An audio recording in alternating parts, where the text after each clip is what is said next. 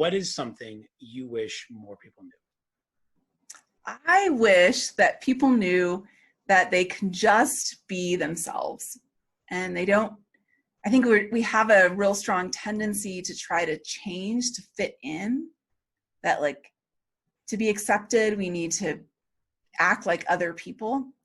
And at the end of the day, I think that doesn't work. It's really exhausting. And most people eventually give up on trying to be someone other than themselves. And they would have been their best if they had just been their best, I'll say their best self, because there's probably some parts of ourselves we want to leave at home. But the rest of ourselves, I think, are important to just embrace who we are. What do you think is holding people back from bringing out their true authentic selves at work and even in life? Yeah, I think it's a vulnerability. It's like people are fearful that if others knew who they really were or knew all about these aspects of themselves, then they wouldn't be accepted. And, I talk about in Inclusify these two basic and essential human needs. One of them is belonging. And so we're so driven to belong. Like anyone can think of a time they didn't belong, and it's like this horrible memory, right? When you were excluded. So I think in that effort to try to belong, we tend to fake, a lot of us.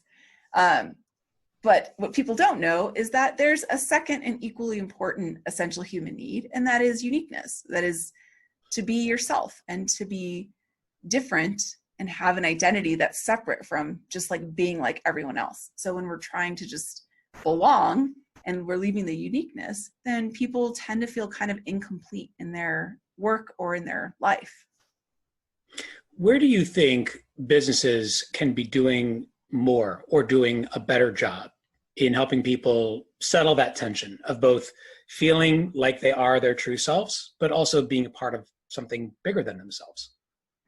Yeah, for sure. I mean, it's engaging in practices that achieve these two things, uniqueness and belonging. So belonging, I think belonging was the biggest trend of diversity and inclusion in 2019. Organizations are talking about it everywhere. They're like, it's culture building. It's, creating an identity with the organization, like t-shirts and all these things. So I think they're good at belonging, but the uniqueness part we can achieve by having people, for example, giving dissenting opinions in meetings, like setting up meeting structures to say, we actually want different views, by having more empathy and learning about people's different backgrounds. And so they feel empowered to bring those to work. And then maybe a third one, by really outwardly, vocally supporting diversity and inclusion, then people will feel more comfortable actually sharing those aspects of themselves. Like my, what people would be surprised, I am Mexican American. If I work in an organization that really celebrates diversity in different cultures, then I might bring that up and say, hey, let's celebrate Cinco de Mayo or something. And if I work in an organization that doesn't, then it's pretty easy to go without saying that and then missing out on some of the things that make me me. You've studied the business outcomes and implications of this approach. What are some of the things that business leaders should be aware of when considering bottom line effects of these efforts to inclusify?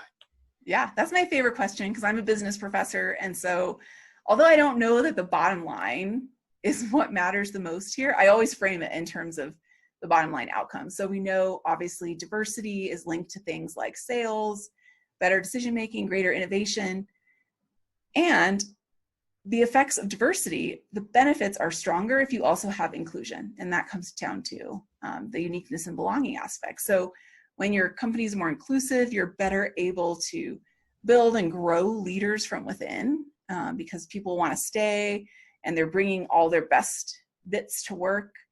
And it actually improves innovation to a greater extent. So diverse companies are more innovative, but diverse companies that are also inclusive are the most innovative and they have the best decision making.